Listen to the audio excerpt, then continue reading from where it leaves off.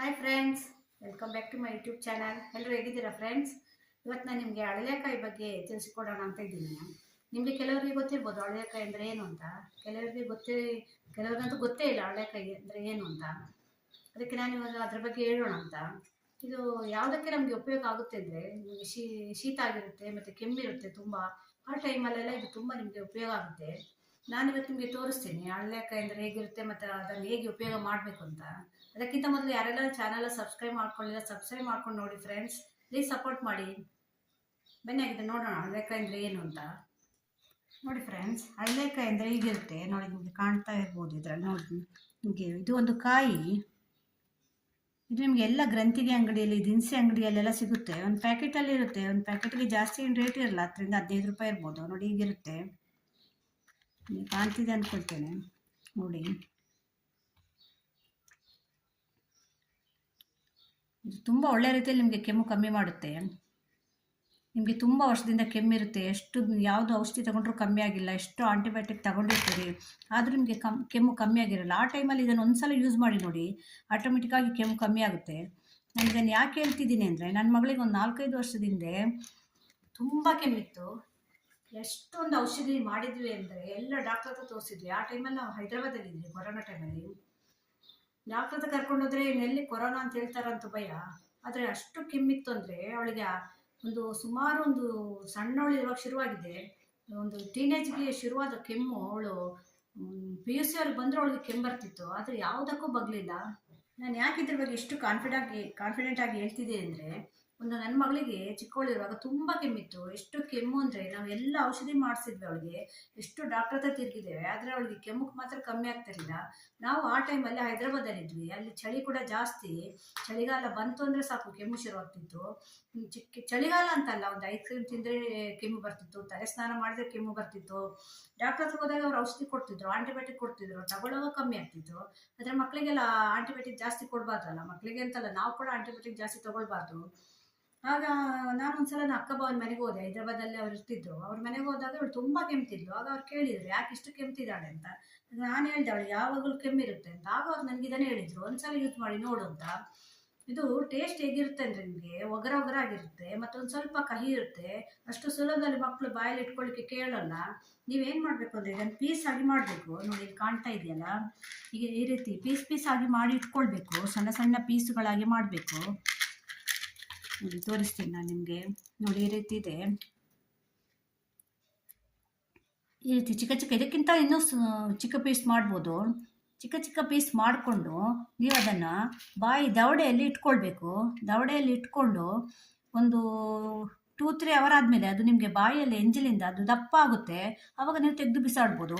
ಇಲ್ಲಾಂದರೆ ನಿಮಗೆ ರಾತ್ರಿ ಎಲ್ಲ ತುಂಬ ಕೆಮ್ಮು ಬರ್ತಾ ಇದೆ ಅಂದರೆ ರಾತ್ರಿ ಹೊತ್ತು ಕೂಡ ಇಟ್ಕೊಳ್ಬೋದು. ತುಂಬ ಸಣ್ಣ ಮಕ್ಕಳಿಗೆ ಇಡಬೇಡಿ, ಯಾಕೆಂದರೆ ಅವರು ನುಂಗಿದ್ರೆ ಕಷ್ಟ. ಬುದ್ಧಿವಂತ ಮಕ್ಕಳಿಗೆ ಮಾತ್ರ ಕೊಡಿ ನೀವು.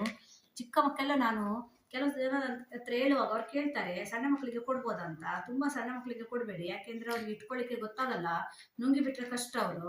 ಅದಕ್ಕಿಂತ ಸ್ವಲ್ಪ ಬುದ್ಧಿವಂತ ಮಕ್ಕಳಿಗೆ ಕೊಡಿ. ಒಂದು 12-13 ವರ್ಷ ಅಂದರೆ ಅವರಿಗೆ ಗೊತ್ತಾಗುತ್ತಲ್ಲ, ಇಲ್ಲಿ ಇಟ್ಕೊಳ್ಬೇಕು. ನಾವು ದವಡೆಯಲ್ಲಿ ಇಟ್ಕೊಂಡಷ್ಟು ಅದರ ನೀರು ಒಳಗೆ ಹೋಗುತ್ತೆ.